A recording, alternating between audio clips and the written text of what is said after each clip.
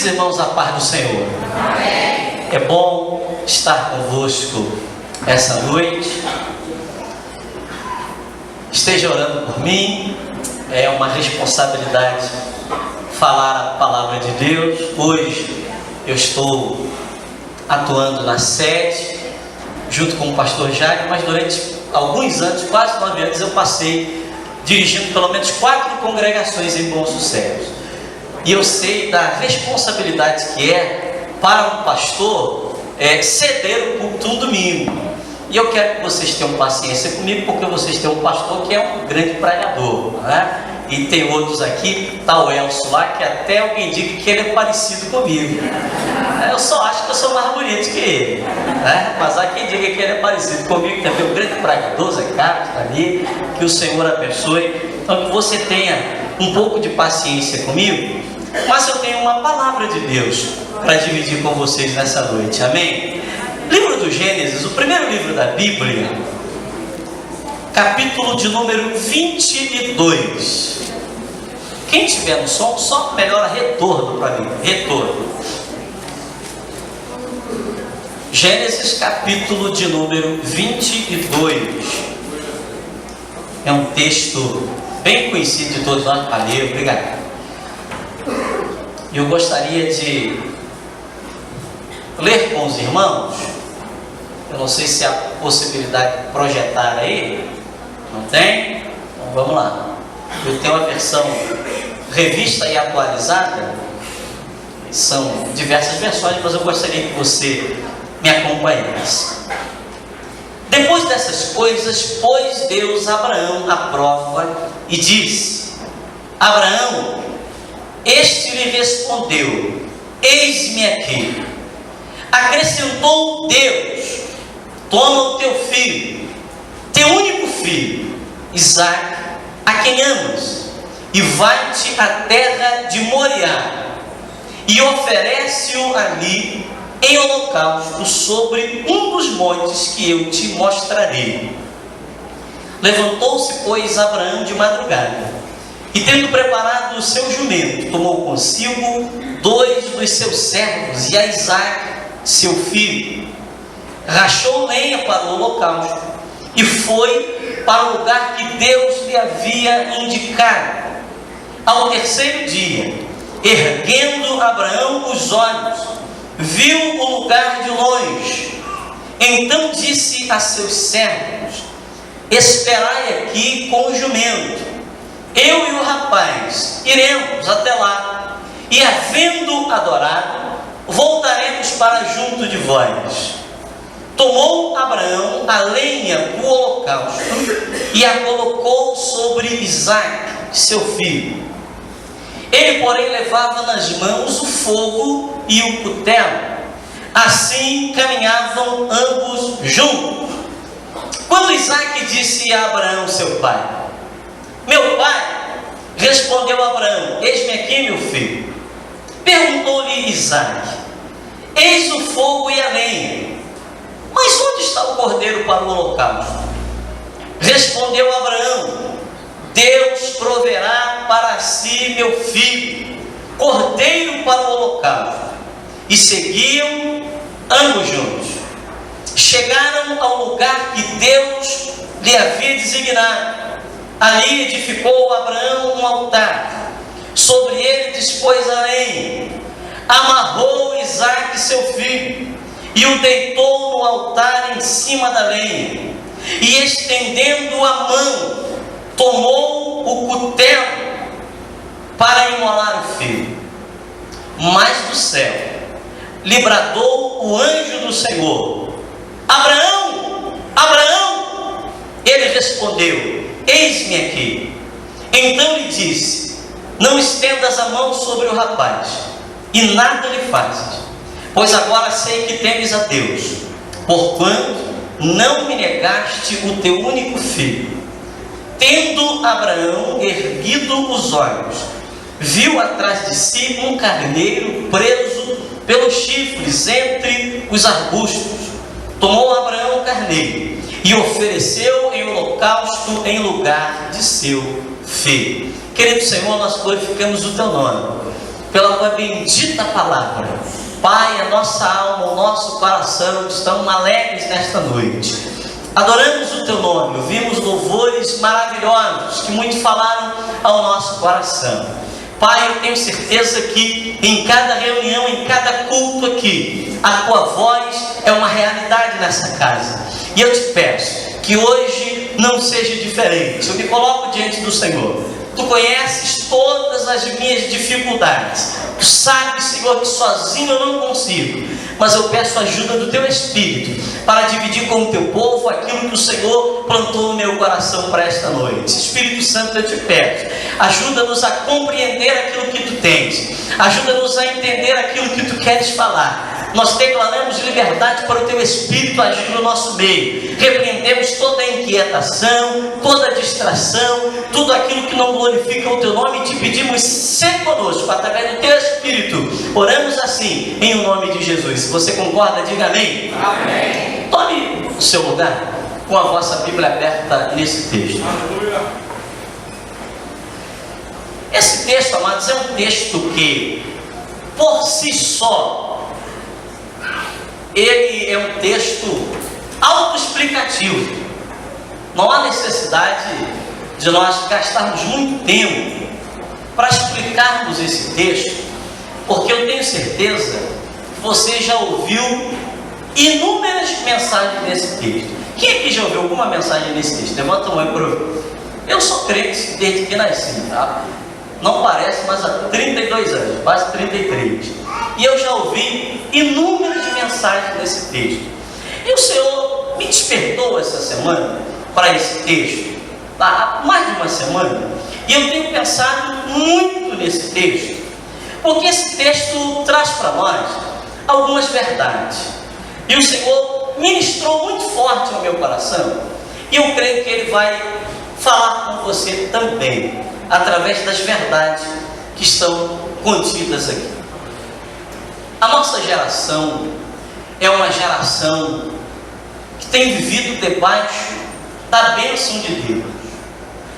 A nossa geração é uma geração que tem muito conhecimento.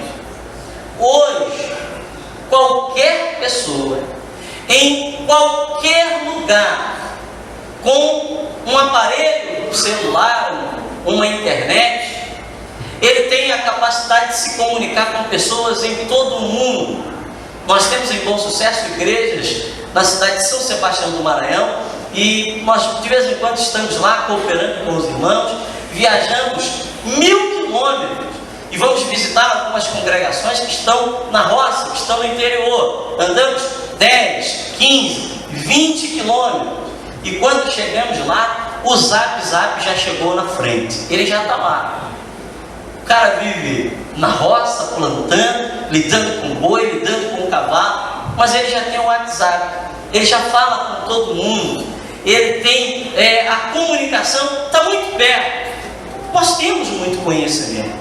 A igreja do Senhor, nós vivemos também esse tempo de muita informação. Só para eu ter uma informação aqui para você ver como é isso. Quem aqui tem nível superior ou está cursando? Quem aqui? Ou já passou por aí? Uma galera aqui, há alguns anos, isso era praticamente impraticável na nossa igreja. Os mais antigos aqui, quem foi de Bom Sucesso, Ievá de Bom Sucesso, os mais novos não sabem, mas era uma igreja só. Nós temos, ainda está vivo, está bem doentinho, olha por ele, um pastor chamado Antônio Damasceno.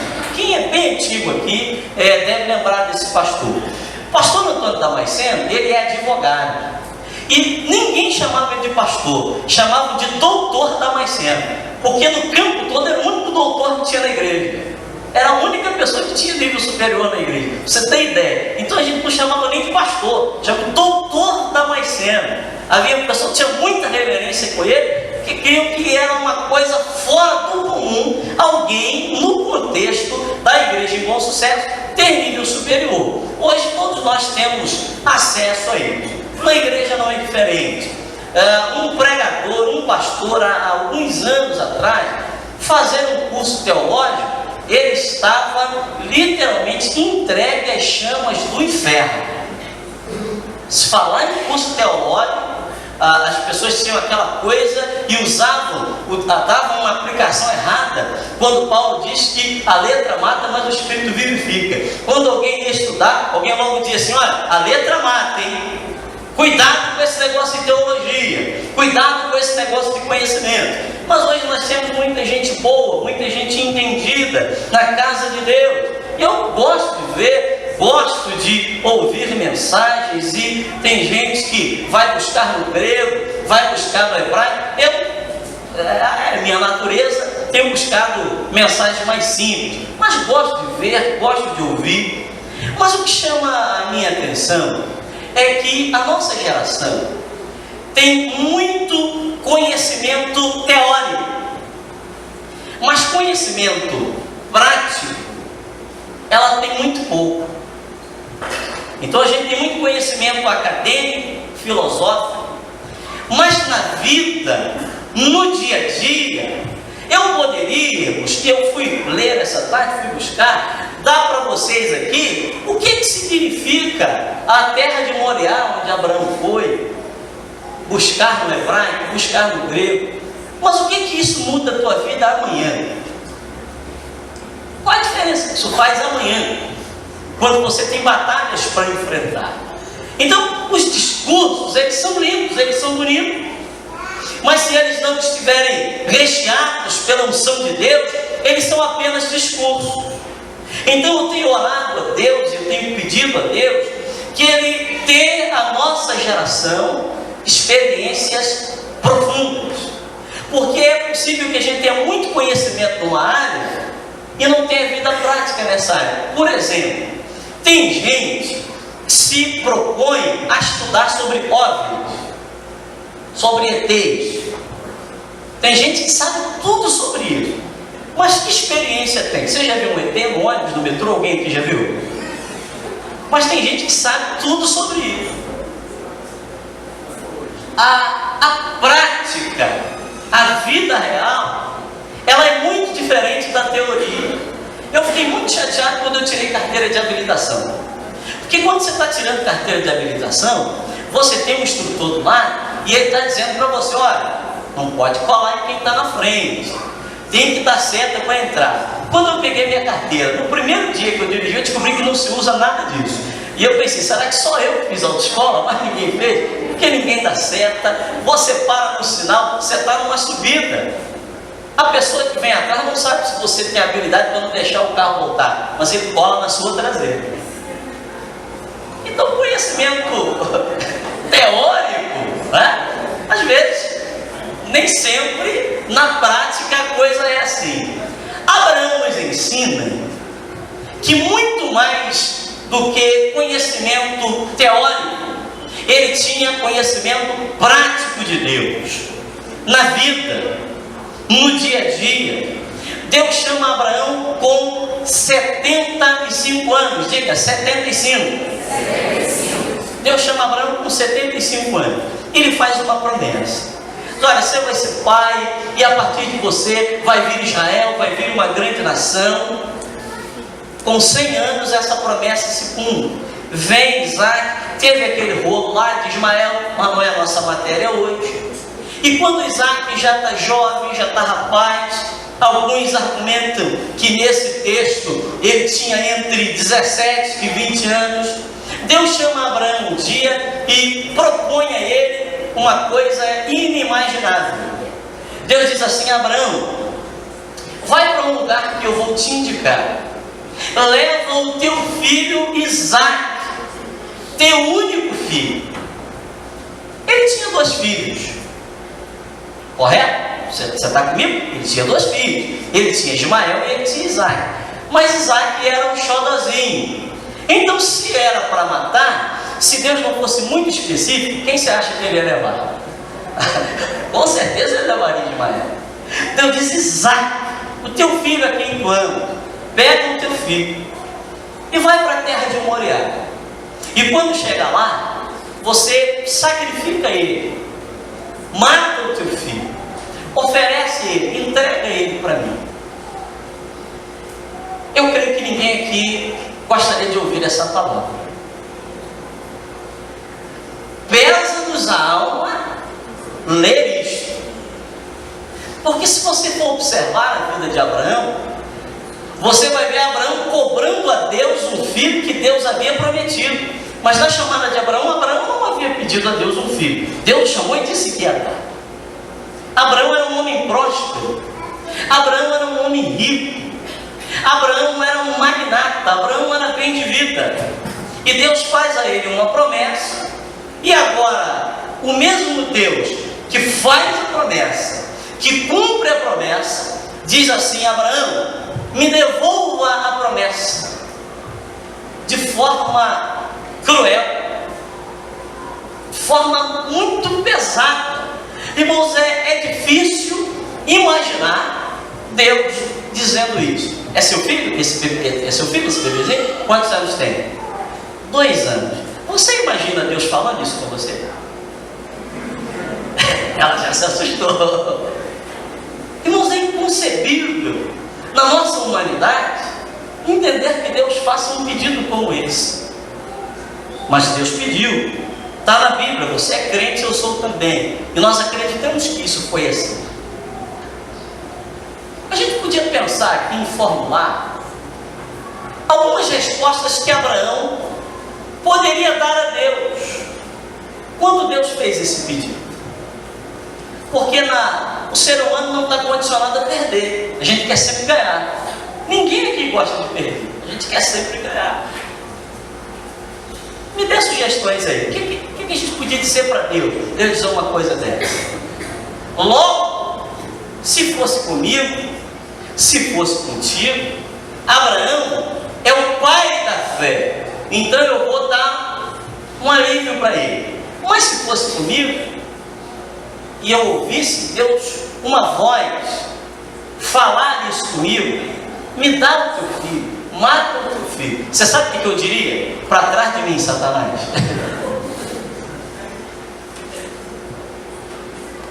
É inimaginável, irmão, Deus falar isso. Eu diria: não, isso não é, eu tô ficando louco. Tô ouvindo coisas, eu não quero ouvir isso. Mas a Bíblia diz que Abraão não questiona, Abraão não diz nada. E ele, no outro dia, levanta-se cedo, racha a lenha. Acompanhe comigo. Você tem uma mente que viaja como a minha, então vamos lá.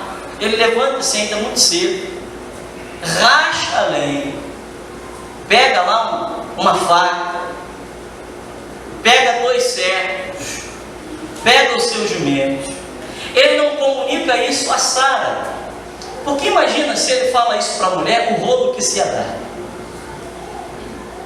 Você imagina?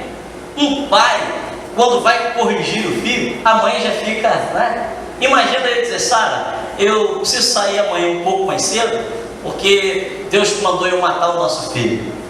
Irmãos, aquele barraco ia ficar pequeno. Aquele barraco ia ficar pequeno. E Sara, como dizem o pessoal avivalista aí, ela ia quebrar tudo. Ela não ia deixar. Como mãe deixaria? Ele não fala nada. Ele faz aquilo em sigilo, em segredo. E ele vai. A Bíblia diz que a viagem dura 3 dias. Me ajude a pregar nessa noite. Você é Abraão. Todo mundo aqui é Abraão. Nós temos que fazer uma viagem de 3 dias. E qual é a consequência dessa viagem? Qual é o papo na viagem, irmão? Me ajuda. Qual era o papo? Toda viagem longa, chega uma hora que a gente não tem o que falar mais. Já falou de tudo, a gente já conversou tudo. 3 dias viajando. Isaac é um jovem. Ele não é louco, ele não usa crack, ele não fuma maconha, ele é alguém que pensa. Em dado momento da viagem, ele olha e ele diz: pai, a gente está indo sacrificar. Tem lenha, tem fogo, tem cutelo, mas o senhor já está com mais de 120 anos, então eu creio que o senhor tenha esquecido. Cadê o o animal para o sacrifício. Abraão quebra o silêncio e diz: meu filho, Deus proverá. Voltam os dois ao silêncio. Que viagem difícil, irmãos. Das peregrinações de Abraão, eu creio que essa tenha sido a mais difícil. Tenha sido a mais difícil. Porque isso não está na nossa natureza. A gente não está preparado para isso. Imagine Abraão olhando: vem cá, você que tem. Vem cá, você é bonitão aí, fortão. É, você mesmo? Tu não é bonito não? Então vem cá. Eu falei, o cara que é bonito, ele não veio? Como é teu nome? Afonso Abraão. Ah, esse é o cara. Esse, eu tô ligado, hein? Fica aqui embaixo que eu sou mais. Eu tenho 1,66 só. Quantos anos você tem? 19. Esse é o Isaac. Forte, bonito, estudioso. Estudioso? Não, você. Ah, ele disse que é igual a Isaac. Estudioso, uma bênção. Abraão a todo momento está olhando para ele e ele sabe que essa é a última viagem. Ele sabe que Isaac não volta para casa. Irmão, o que está passando na cabeça de Abraão? Um filme. De todos os momentos que ele teve com Isaac, a primeira palavra que falou, os primeiros passos, o primeiro trabalhinho que trouxe da escola.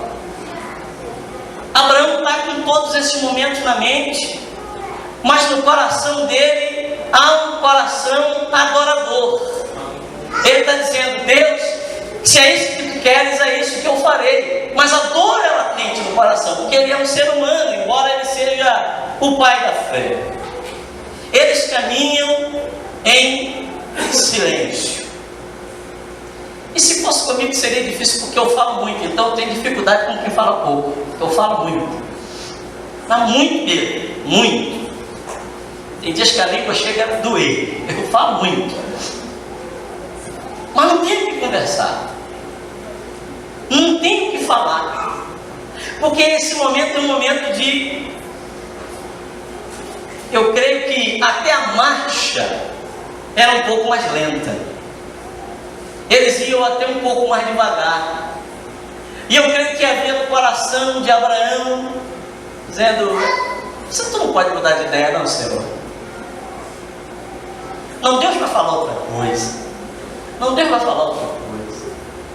Deus vai falar outra coisa. Abraão avista as terras de Moriá.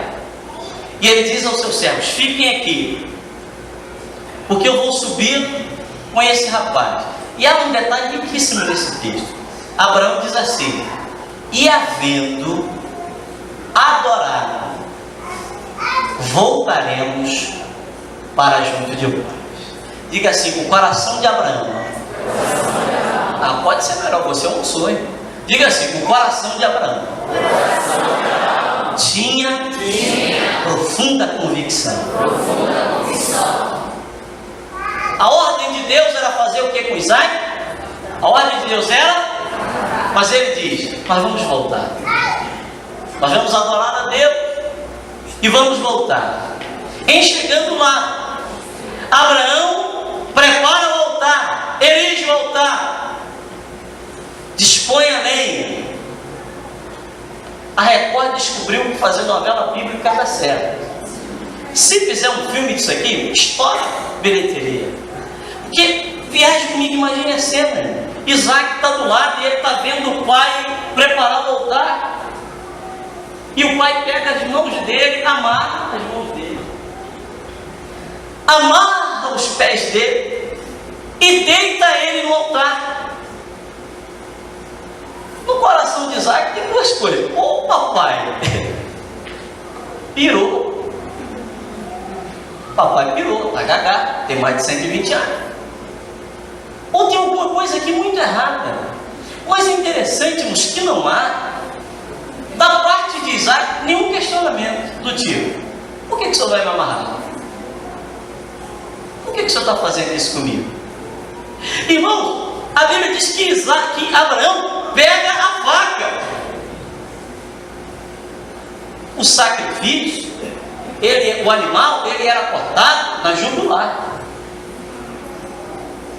Pensa o que é que um pai tem que fazer isso com o filho. Irmãos, Isaac está deitado no altar e Abraão tem nas mãos uma faca. Diga assim, quando de repente, obrigado.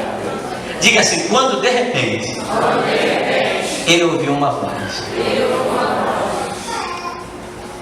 Nos momentos mais difíceis da nossa vida, esteja certo, ouviremos essa voz.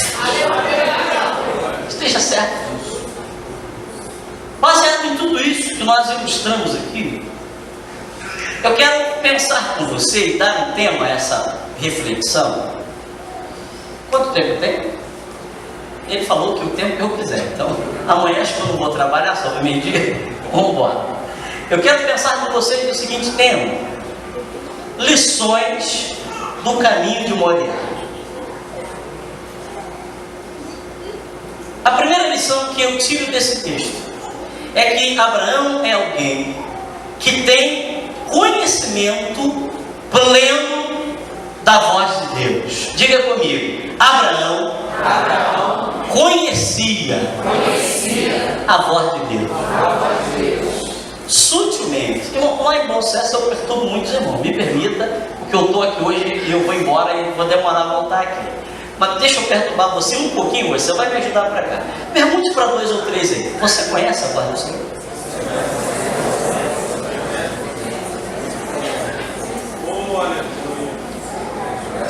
Jesus disse: eu conheço as minhas ovelhas e elas me conhecem. Irmão, não há nenhuma dúvida no coração de Abraão quando Deus dá para ele uma ordem que é absurda, uma ordem que é desumana, é cruel, é forte demais, mas ele sabe quem é que está falando com ele. Para nós atravessarmos esse caminho até Moriá, obrigatoriamente precisamos conhecer a voz de Deus. Porque eu aprendo que a voz que orienta é a voz que garante o caminho e que garante a vitória ao chegar lá. Então, para eu chegar no lugar certo, eu preciso me esforçar por conhecer a voz de Deus. Me perdoe, me perdoe. De repente você vai dizer: pastor, ele não convida mais aquele neguinho não, porque aquele neguinho é muito enjoado, não convida ele mais não. Mas me ajuda, já que ele me convidou e me deu o microfone, eu tenho que falar. Eu peço a Deus que a nossa geração tenha tal conhecimento dessa voz, que a gente não fique correndo de um lado para o outro, atônito, para saber aonde Deus está falando. Me perdoe quem gosta e quem não gosta também. Que a nossa geração não seja uma geração que esteja só no YouTube, vendo a galera de Camboriú, dizendo assim: Deus falou comigo. Não, que Deus fale contigo na tua casa, no teu quarto, que Deus fale contigo aqui essa noite. Nós precisamos conhecer a voz de Deus. Sabe, irmãos, há uma época em que alguns, não desprezando o ministério profético, mas tem gente que já não é mais profeta evidente, e faz fila de gente para ir lá, para ouvir, e às vezes o profeta fala não porque Deus está falando, é porque você está lá e você foi lá para ouvir, e ele fala e você fica desorientado. Coisa boa é ouvir a palavra do Senhor. O profeta Jeremias disse: ouvidas achadas as tuas palavras, logo as comi. Nós precisamos aprender a conhecer a voz de Deus. Essa é uma característica de Abraão. Abraão sabe quem é Deus. Abraão conhece a voz de Deus. A segunda verdade que eu vejo nesse texto,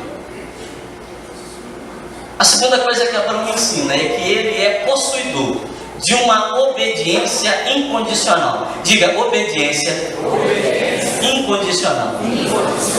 Obedecer é muito bom quando é na vida dos outros. Quando a gente olha para alguém, que é aquela coisa nossa de assembleia pentecostal, fulano está pagando preço, porque está fora da posição, né? É aquela coisa que nós ouvimos antigamente: olha o leito, hein? Olha o leito, hein? Se não obedecer, tem um leito, hein? Ó, cuidado. Mas quando a coisa vem para o nosso lado, nós temos em processo uma irmã que ela tem um testemunho muito interessante. Irmã Leciane, uma exímia pregadora, vale a pena, viu, pastor? Convidar. Leciane Sará.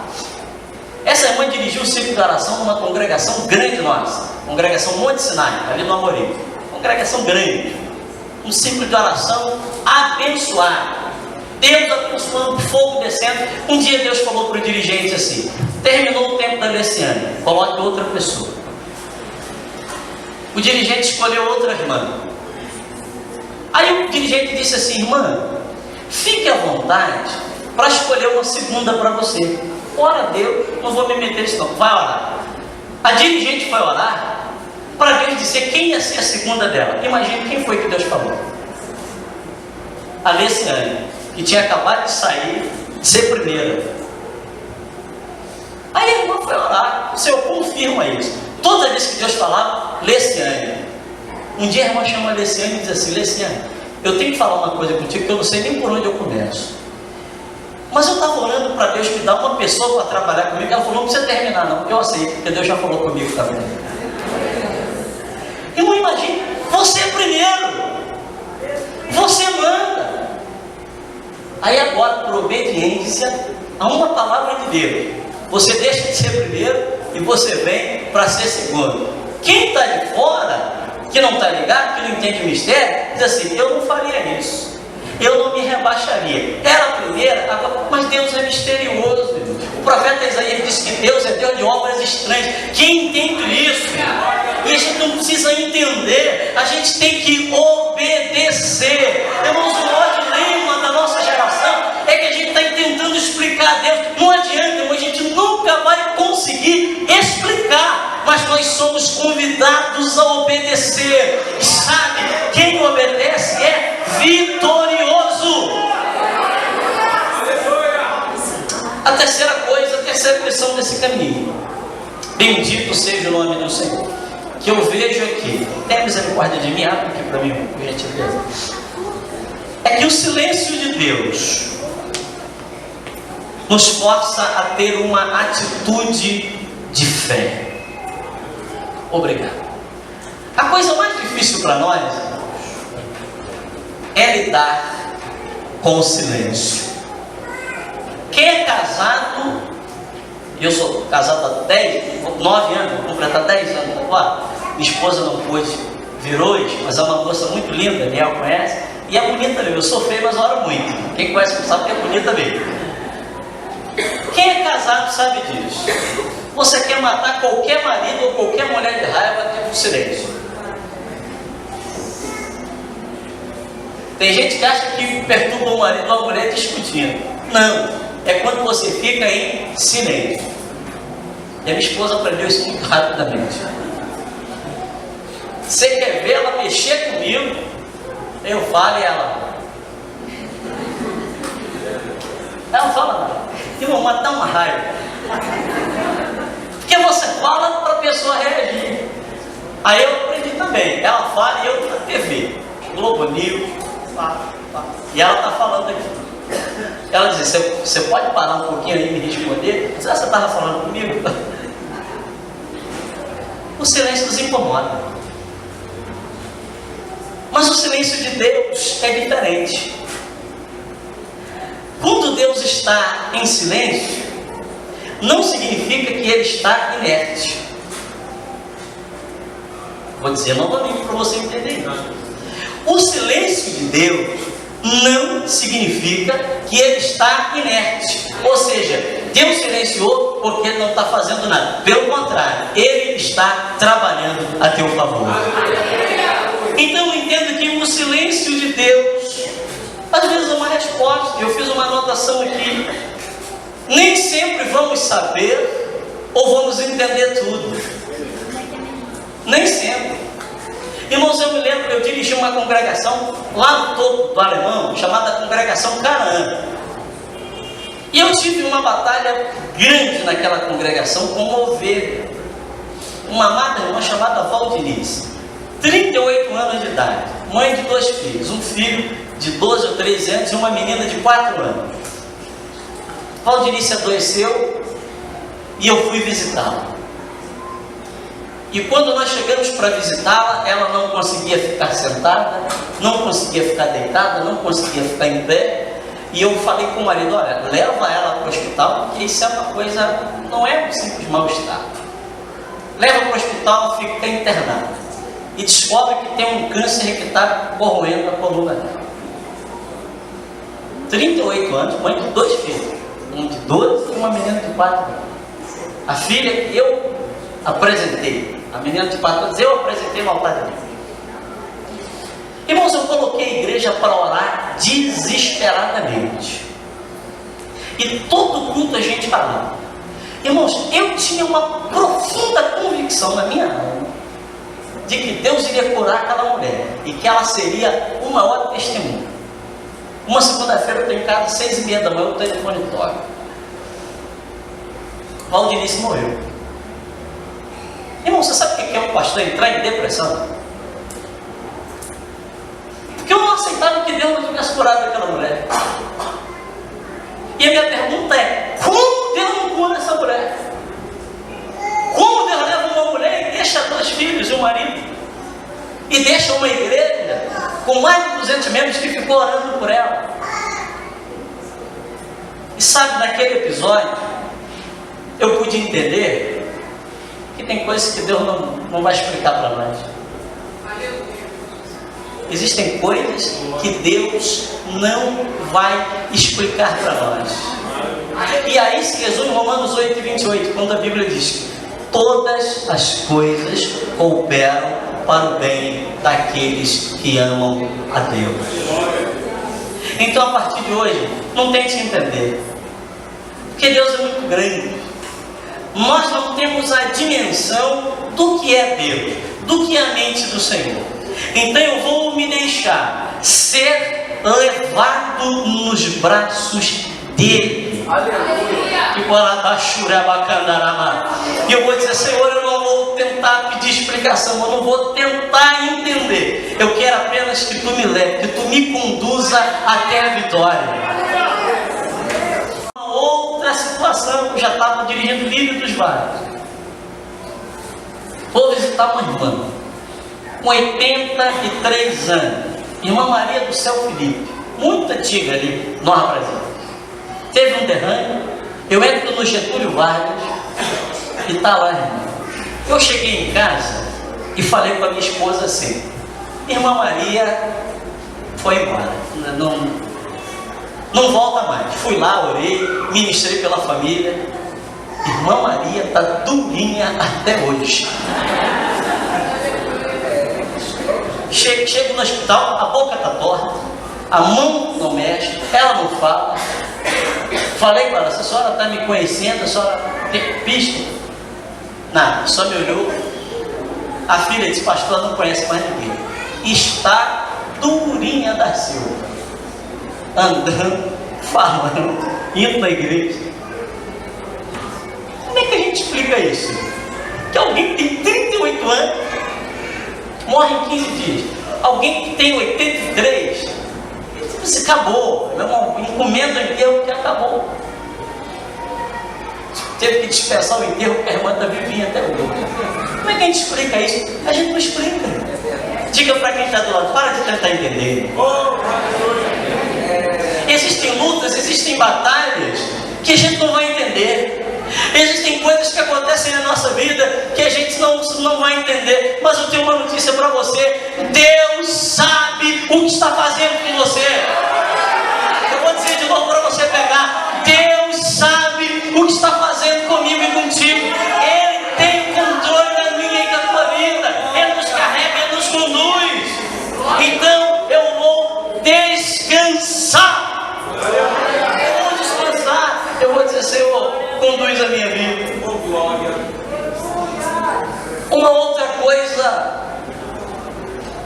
nos chama a atenção, estou terminando, viu? O que realmente importa na nossa vida? É uma lição que Abraão me dá. Quantos aqui têm promessas de Deus? Quantos têm? Só para eu saber. Quantos aqui têm promessas de Deus? Todo mundo aqui tem promessa.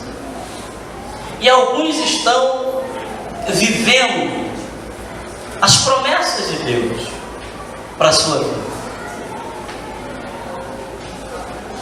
Mas eu pergunto a você, se Deus hoje chegasse para cada um de nós aqui e dissesse o seguinte: olha, eu estou revogando tudo que eu te prometi.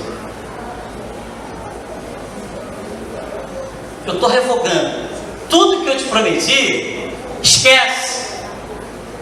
Todas as bênçãos que eu falei que ia te dar, esquece. O que realmente importa para nós? Porque Paulo disse que quer vivamos, quer morramos, somos do Senhor. Aleluia. Glória a Deus. Então este senso de pertencimento, de saber de quem eu sou, é que faz a diferença no restante da minha vida. Aleluia. Porque teve gente aqui que comeu filé mignon hoje, diga glória a Deus. Glória a Deus. Teve gente que comeu, viu? Aquele contra filé, aquela alcatra, eu gosto muito de carne, com alho, com queijo. Meu Deus, que mistério, que coisa tremenda. Eu falo línguas estranhas, eu estou diante de uma coisa dessa. Nós somos do Senhor. Mas teve gente que comeu arroz e ovo hoje. Tem gente que não tem aqui o dinheiro para comprar pão amanhã. Mas uma coisa o diabo não pode tirar de nós somos do Senhor. Às vezes ficamos preocupados porque não temos uma roupa bonita para vestir. E se tem alguém que gosta de andar bem vestido, é crente, né? Na roupa, é só você olhar para o lado, só tem gente que tem alguém feio, só tem gente bonita. Se é feio, profetize a vitória dele aí, dela aí. Mas às vezes não tem. Ora pela minha esposa, porque minha esposa sempre está precisando de uma blusinha, sempre. Preciso comprar uma blusinha. Ontem nós fomos a uma festa e ela disse: eu não vou. Eu disse: por que não vai? Tem que ter uma blusinha. Eu não tenho a blusinha. Eu disse: minha filha, mas e as outras? Não, mas na outra festa. Eu disse: minha filha, a festa é sua ou é da pessoa? De quem é o aniversário? Essa bendita blusinha. Um dia desse eu pedi meu cartão emprestado. Olha, 400 e tal. Eu falei: o que é isso aqui? Ela tal de Mary Kay. Eu falei: o sangue de Cristo tem poder. Não foge disso que você luta. Parcelou em 10 vezes no meu cartão. O sangue de Jesus tem poder. Atrás de mim com esse negócio. Fuja disso. Fuja desse negócio. E acaba rapidinho. Acaba rapidinho. Tem um devorador desse troço que daqui 2 meses ele controla. Mas sabe, existem épocas da nossa vida que a gente vai cortar um dobrar. Há meses atrás, eu estava com o carro 2010, 2011. Hoje eu estou com o carro 2003. Há meses atrás eu estava com o carro 2010, 2011. Completaço. Agora eu estou com o carro 2003 sem direção. Imagina a luta. Para parar aqui nessa ladeira aqui, a prova que é para você manobrar. Mas nós somos do Senhor, hein?